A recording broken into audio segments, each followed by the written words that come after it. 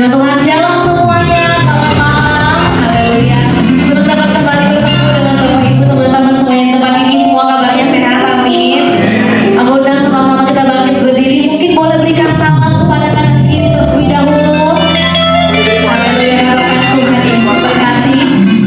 Mari sama-sama siapkan hatimu. Kita mau sembah, kita mau puji, kita agungkan nama Dia seluruh langit dan bumi. Pujilah nama Yesus, nama Dia atas segala nama, Dia Raja yang berkuasa.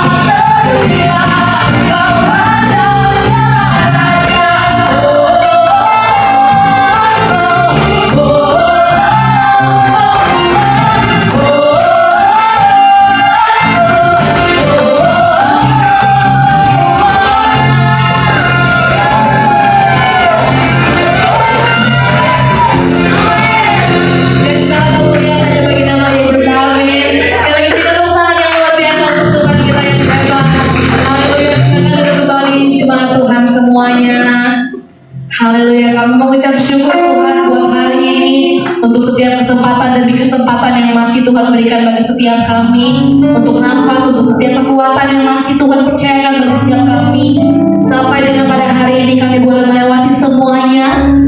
Itu semuanya karena anugerah Tuhan, berkat Tuhan yang sangat besar dalam kehidupan kami. Terima kasih Tuhan, terima kasih Yesus. Kami mengucap syukur kepada Bapa yang mengasihi hidup kami, yang sayang akan hidup kami, yang selalu bersama-sama dengan kehidupan kami. Dalam setiap musim Engkau setia Tuhan. Engkau Tuhan yang sangat baik. Kau setia. Kau setia bersama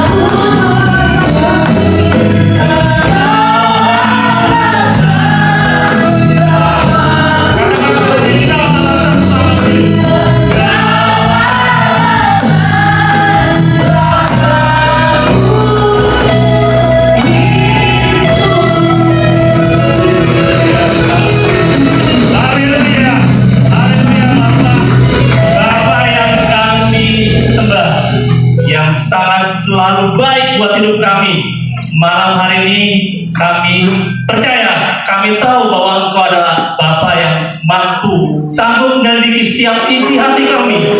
Bapa yang memiliki hikmat yang tidak terselami. Tapi kami malam hari ini, kami mau sama-sama kembali belajar untuk lebih memahami, lebih mengerti apa yang akan Kau katakan melalui firman Tuhan yang akan kami sajikan malam hari ini. Terima kasih Bapa. Di dalam nama-Mu yang kudus, mari semua yang siap diberkati dengan firman Tuhan bersama, katakan amin. Silakan dulu Bapak Ibu, silakan dulu. Haleluya.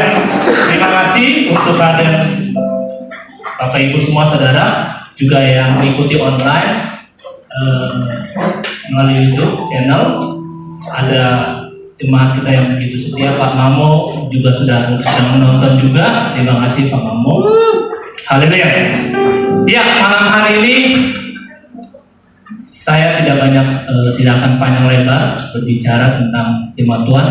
Malam hari ini tema seri firman Tuhan kita mengenai, di depan sudah ada, saya tampilkan Chelsea.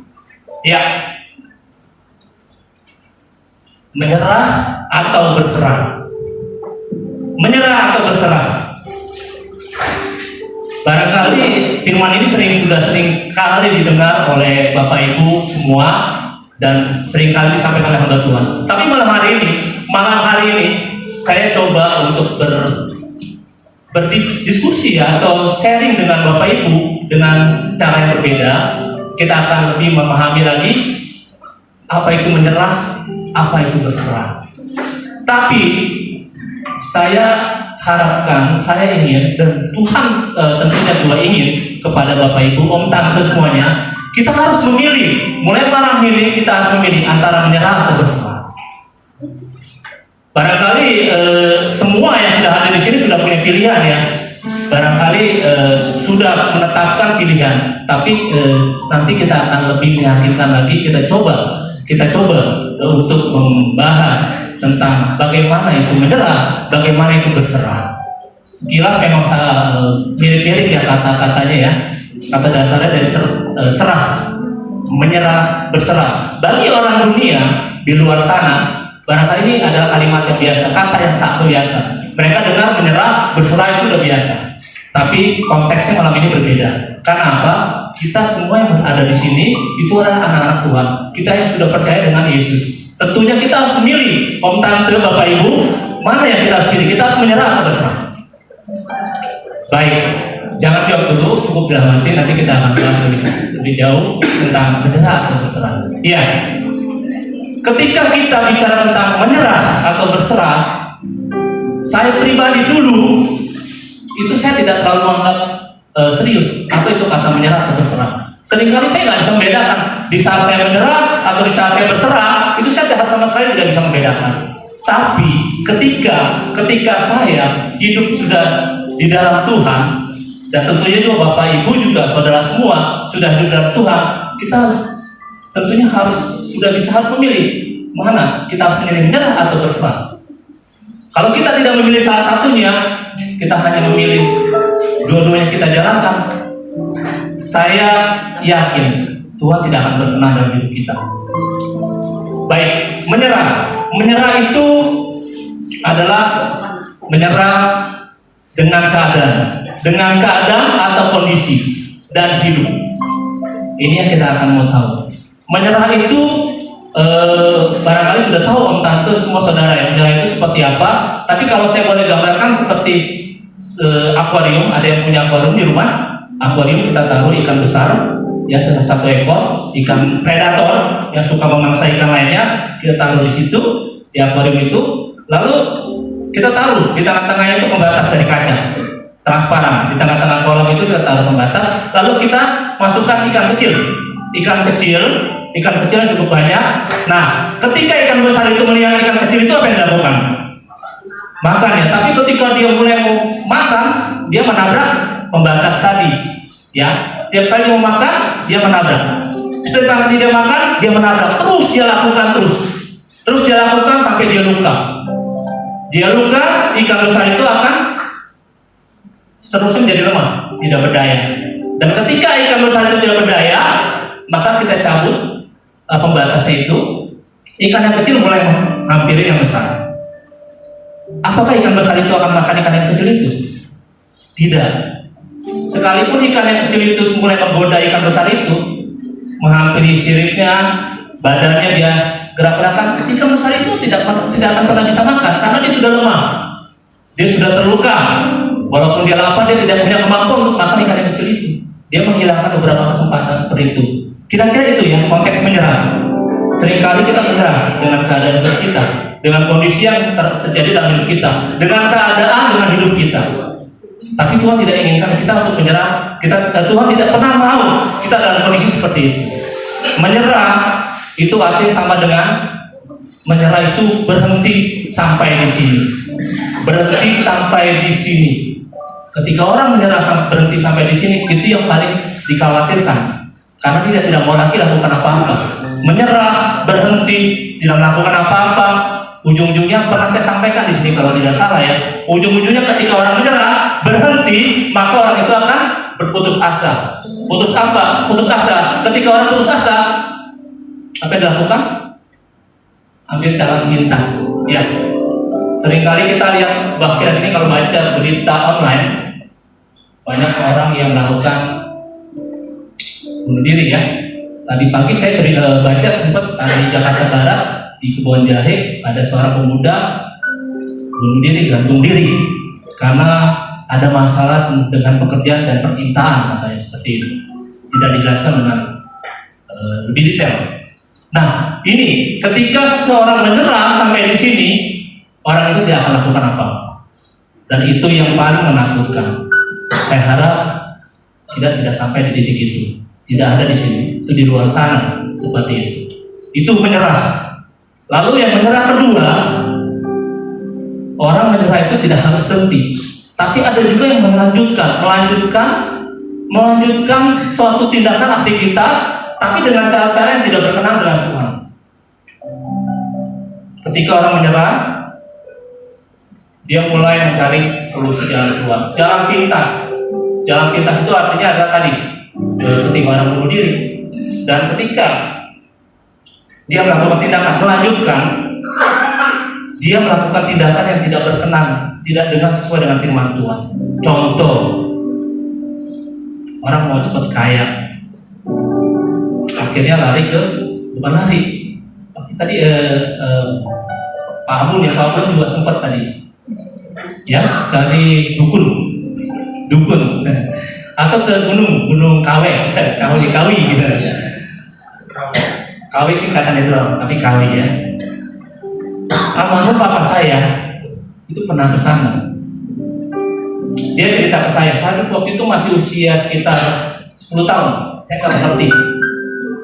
Ketika pulang, saya tanya dong, Papa, apa yang dilakukan di sana? Dia diajak oleh atasannya. Sebagai bawahan dia tidak bisa menolak, karena dia dibawa atasannya untuk ke Gunung Kawi. Saya tanya, Papa apa yang dilakukan di sana? Papa saya menjawab, suruh meditasi.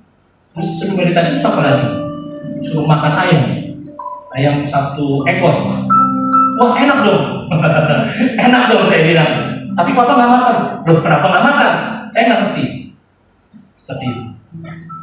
Itu yang saya tahu. Contoh salah satu, ketika orang menyerah, tapi orang itu tetap melanjutkan, tapi melanjutkannya tidak di jalan Tuhan. Dia melanjutkannya itu dengan cara-cara yang tidak berkenan di hadapan Tuhan. Ketika orang ingin cepat kaya, sekarang ini banyak yang lagi viral, judi online ya, judi online. Di kantor saya, yang judi online itu terlibat bukan yang karyawan pria, karyawan wanita. Tiba-tiba datang ke saya sebagai atasan, Pak, ya, saya minta tolong. Kenapa? Saya mau bayar hutang. Saya tanya, kamu hutang buat apa?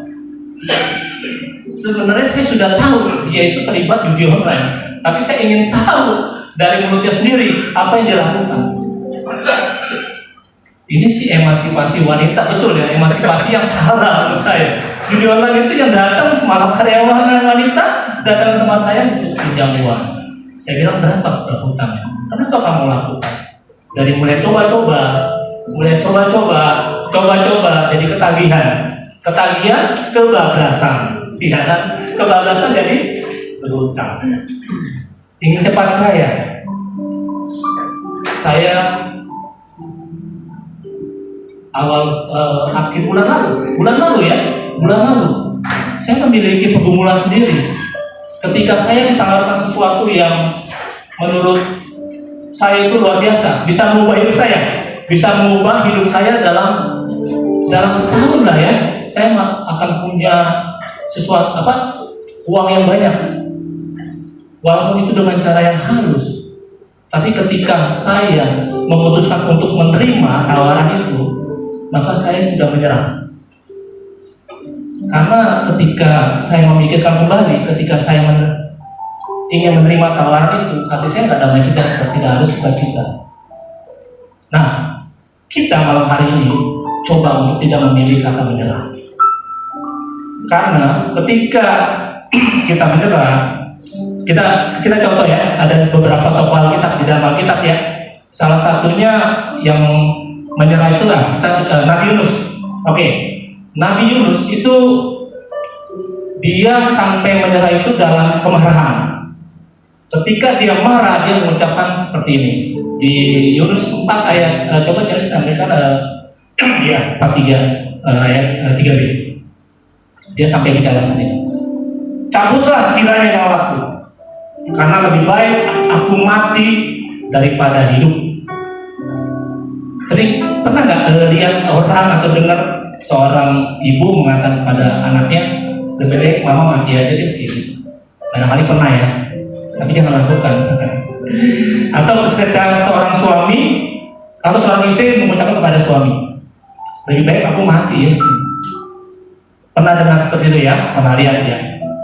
Ini Nabi Yunus ini menyerah, tapi menyerahnya dalam kemarahan dia.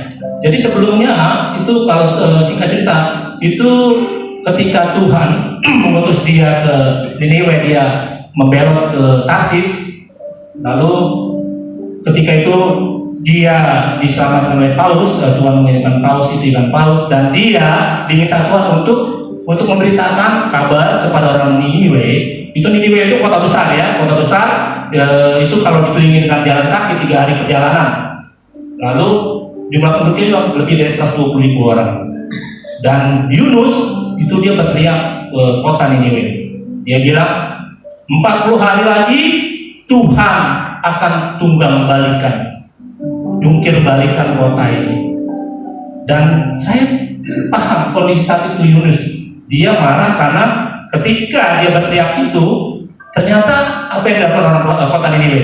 Mereka bertobat, mereka berpuasa. Bahkan 10 ternak-ternak itu diminta berpuasa, tidak makan rumput dan minum air. Nah, ketika Tuhan melihat itu, maka Tuhan tidak jadi menjungkir balikan kota itu. Dan Yunus itu kesal, dan dia mengatakan seperti ini.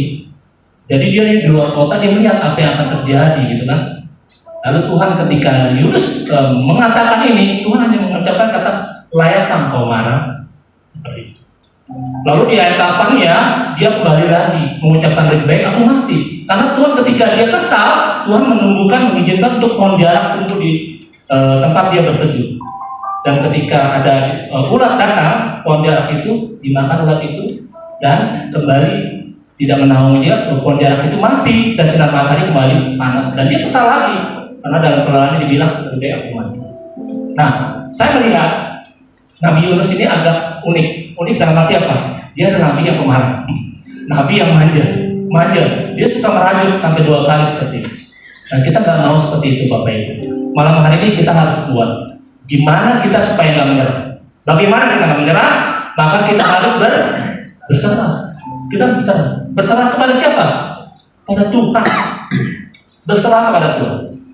Berserah kepada Tuhan itu artinya adalah ketika Tuhan berbicara melalui kita, melalui firman-Nya, maka kita harus percaya bahwa Tuhan itu adalah Tuhan yang sanggup untuk menolong kita dalam keadaan apapun. Jadi ketika kita berserah kepada Tuhan, maka ada 2 hal yang kita perlu ketahui. Bahwa pertama, ketika kita berserah kepada Tuhan, maka kita harus berusaha dengan penuh ketekunan untuk meminta Tuhan atau untuk mengenali Tuhan dan memiliki kepekaan suara. Bapak Ibu, ketika kita berserah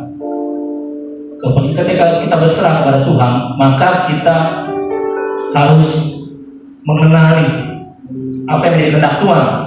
Kita harus mendengar suara Tuhan. Bagaimana caranya?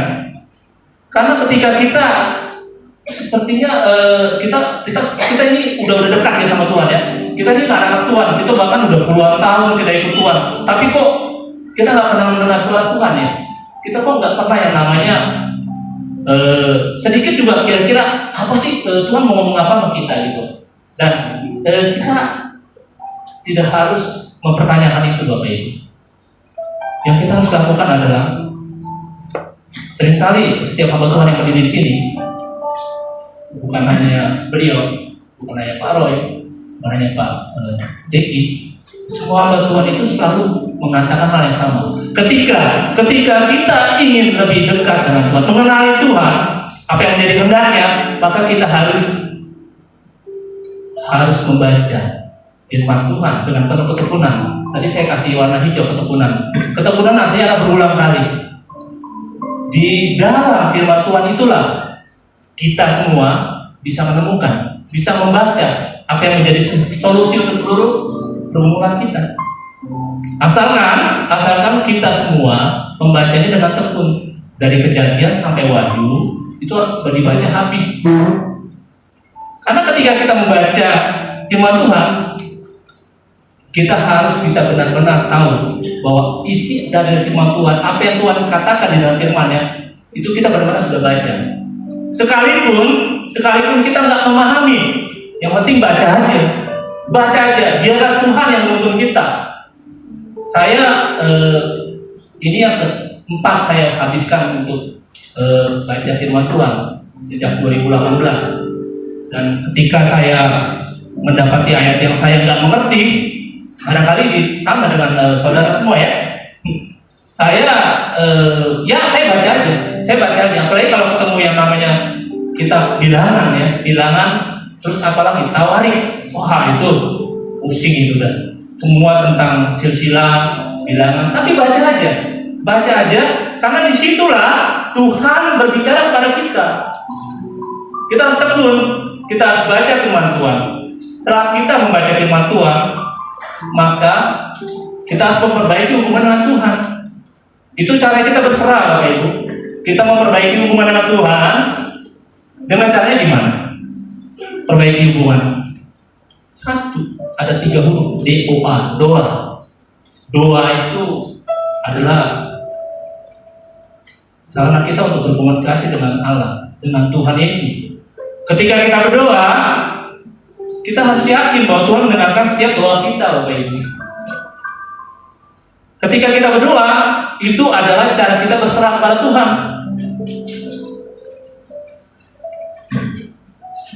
Ketika kita berdoa, kita minta sesuatu, Tuhan tidak langsung kabulkan. Tapi ketika kita melihat orang lain kok berdoa, Tuhan langsung jawab ya. Kita tidak boleh iri hati. Kita harus tekun. Ada satu kawan saya, dia bicara ke saya gini, "Tadi lihat itu hamba Tuhan." Iya. Dari hidupnya biasa-biasa saja, bahkan kekurangan, dia sekarang punya rumah, dia punya mobil, dia punya segalanya. Saya cuma tanya gini, ini kamu sedang membicarakan hamba Tuhan atau sedang iri hati? Saya bilang. Dia tertawa. Saya bilang, itu artinya ketika engkau melihat seorang hamba Tuhan diberkati, Tuhan menjawab doa dia. Barangkali hamba Tuhan itu berdoa, setiap kali dia berdoa, dia tidak meminta kebutuhan dia. Hamba Tuhan itu barangkali ketika dia berdoa, dia sama sekali bahkan jarang untuk berdoa untuk dirinya sendiri dan keluarganya. Atau barangkali hamba Tuhan ini yang benar adalah, menurut saya, itu adalah hamba Tuhan ketika dia berdoa, dia lebih banyak mendoakan orang lain. Ketika seorang hamba Tuhan yang benar berdoa, dia sedang bergumul untuk persoalan orang lain, bahkan untuk jemaatnya. Malam hari ini kita mau coba belajar, Bapak Ibu. Kita mau belajar ketika kita berdoa, kita mampu nggak kita, atau kita sanggup nggak, kita disiplin nggak kita berdoa untuk orang lain. Kenapa? Karena Tuhan sudah tahu apa yang menjadi kebutuhan kita. Kita nggak usah doa, kita nggak usah minta-minta, Tuhan saya perlu ini, saya perlu ini. Tuhan tahu. Tapi kita coba belajar. Kita malam hari kita coba banyak lebih mendoakan orang lain. Banyak berdoa untuk orang lain. Urusan nanti Tuhan jawab doa kita, kebutuhan kita itu adalah bonus. Bonus untuk kita. Lalu berserah berikutnya adalah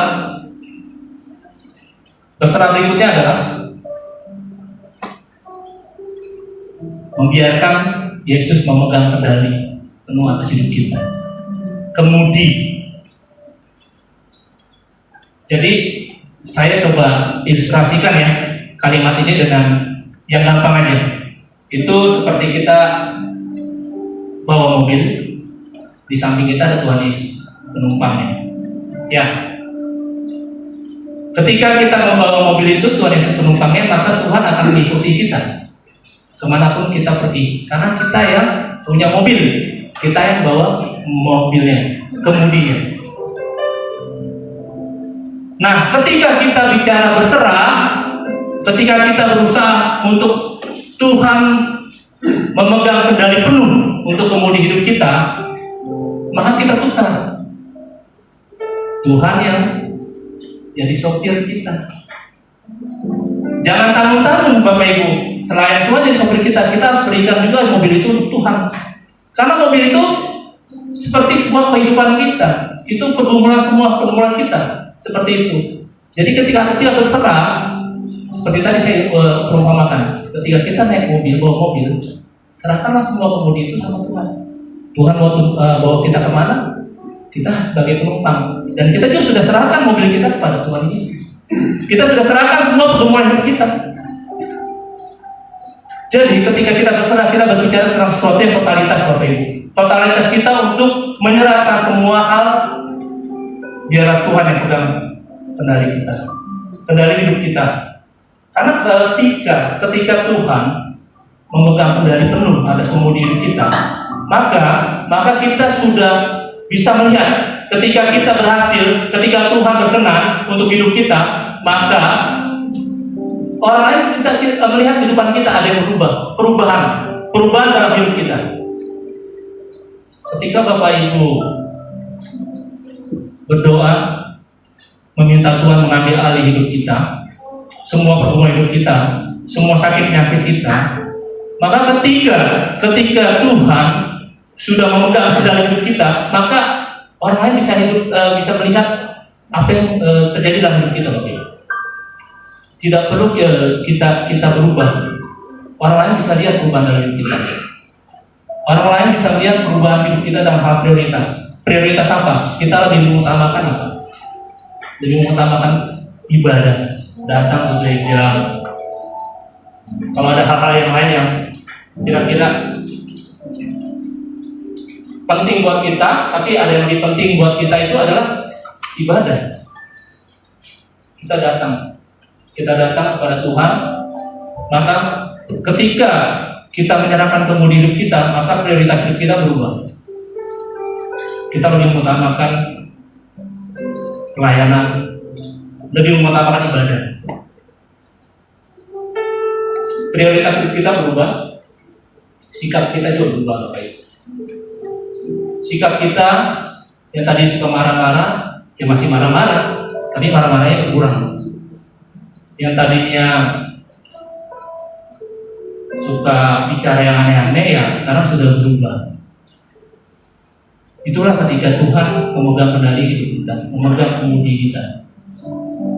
Dan ketika kita biasa sukanya lebih banyak menerima, maka ketika Tuhan sudah hadir di hidup kita, ketika kita berserah kepada Dia, maka yang tadinya kita lebih sering menerima, maka ketika kita berubah, maka kita kita akan sering memberi.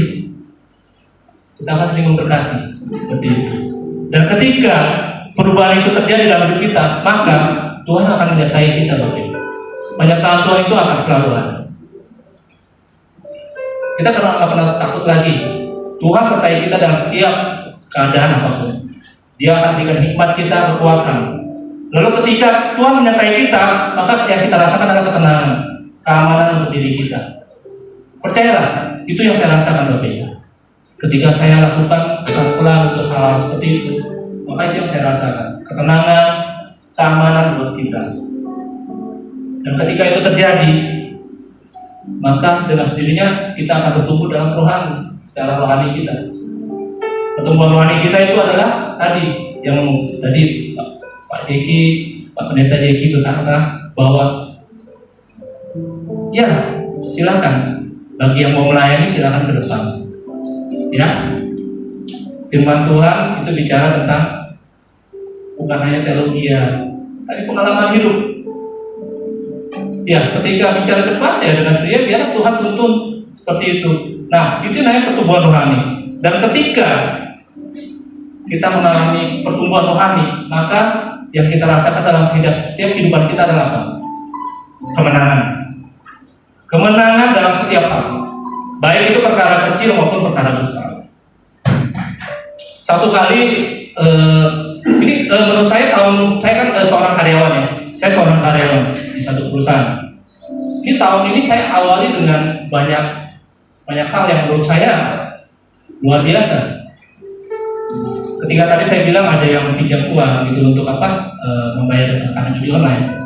Lalu satu kali ketika kita bicara tentang pertumbuhan rohani, itu adalah ketika satu kali ada karyawan atas bawahan saya itu kesurupan, kerasukan setan ya. Tapi dari agama yang lain, dari kepercayaan lain. Itu kan dari ruangan saya itu saya bisa lihat betapa manifestasi dari kerasukan itu luar biasa. Tapi saya nggak kesana karena mayoritas karyawan saya itu kepercayaan berbeda kan. Yang kan dibantu oleh sesama rekannya. Saya bisa melihat proses kerasukannya. Saya bisa melihat wanita, perempuan seperti itu. Dan saya sebagai atasan, saya punya tanggung jawab moral juga. Kalau lihat ada apa-apa kan repot juga seperti itu. Maka yang saya bisa lakukan, saya hanya berdoa saja di ruangan. Saya tidak bisa karena mereka sedang berdoa juga. Mereka sedang mendoakan juga dengan menurut kepercayaan mereka seperti itu. Dan saya lihat beberapa waktu lamanya yang ada yang dirasakan makin hebat ya, itu nggak apa, kerasukannya bukannya berkurang malah makin membuat dirinya terluka seperti itu.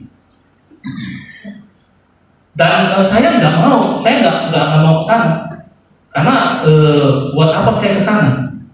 Karena mereka juga sudah berdoa seperti itu. Tapi ini lihat, ketika mereka sudah menyerah, mereka datang lapor ke saya, Pak, iya, si ini kerasukan, Pak, iya saya udah lihat. Terus saya mau lakukan apa? Saya bilang, Pak, tolong doakan. Wah, ini yang saya nggak bisa. Dan hati saya kan, ini didoakan. Dalam hati saya, kamu aja berapa orang itu berumumin itu nggak doanya, masih juga bukannya sembuh, bukannya setan itu keluar malah makin parah lagi. Ini yang saya khawatirkan. Kenapa saya diam, saya berdoa, saya khawatir. Karena pasti mereka ketika mereka kewalahan, mereka akan datang ke saya. Karena saya sebagai atas. Saya hanya menjawab gini, saya buat apa ke sana? Pak, tolong doakan. Dia minta doa. Saya menolak. Saya langsung dengan sikap seperti itu, saya datang nyambut dalam nama Yesus. Saya tangkingkan, enggak. Saya nggak bisa seperti itu. Karena saya juga sorry itu saya nggak begitu yakin. Yang saya lakukan adalah saya berdoa tetap. Saya cuma bilang, tunggu saya ya sebentar. Pak, cepet Pak, dia udah mulai melukai dirinya sendiri gitu. Ya saya lihat, tunggu, saya doa dulu, saya bilang. Saya doa dulu. Saya doa, sebentar ya sudah. Ya, saya datang hampir dia. Saya ada minyak urapan. saya seringkali untuk gunakan itu untuk berdoa. Saya rutin, setiap kali saya sudah sampai di kantor, saya selalu berdoa. Sebelum saya memulai satu pekerjaan, saya selalu berdoa. Dan ketika saya tiba di sana, ya memang saya beberapa kali melihat orang kerasukan seperti apa. Singkat cerita ya sudah, yang memang dilakukan oleh orang ini ya memang kerasukan seperti itu. Dan saya bilang, saya izin ya saya berdoa.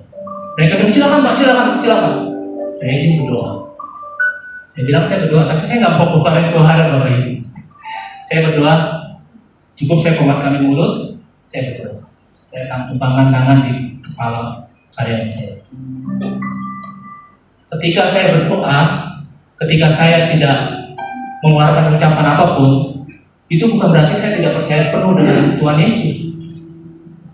Itu artinya saya sedang menghormati mereka juga. Saya tidak ingin mengganggu mereka juga seperti itu. Tapi karena mereka minta, saya berdoa. Puji Tuhan, Tuhan itu baik, nggak pernah mempermalukan, nggak pernah mempermalukan kita. Ketika saya selesai berdoa, saya angkat tangan saya, puji Tuhan, normal kembali.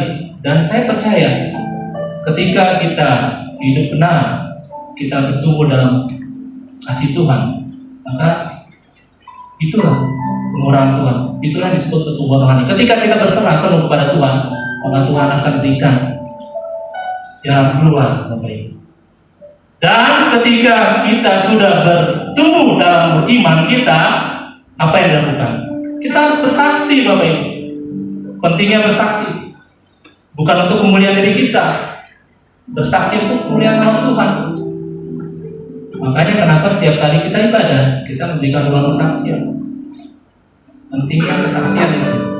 Apa yang sudah terjadi dalam hidup kita saksikan untuk orang lain, untuk para jemaat yang lain seperti itu. Ya, jadi itulah disebut dengan berserah. Ketika Ayub dengan segala pergumulannya, dia berserah kepada Tuhan. Sampai di sini sudah mantap ya, kira-kira pilihannya menyerah atau berserah ya. Ya. Jadi yang menyerah siapa? Jawab dalam hati sendiri. Nggak ada. Siapa yang pilih berserah? Haleluya. Yang nggak angkat tangan bingung. Ya, kalau Bapak Ibu Saudara tidak memilih menyerah atau berserah, maka yang terjadi adalah apa? Yang terjadi adalah ketika Bapak Ibu tidak menyerah, tidak berserah, maka yang terjadi adalah terserah.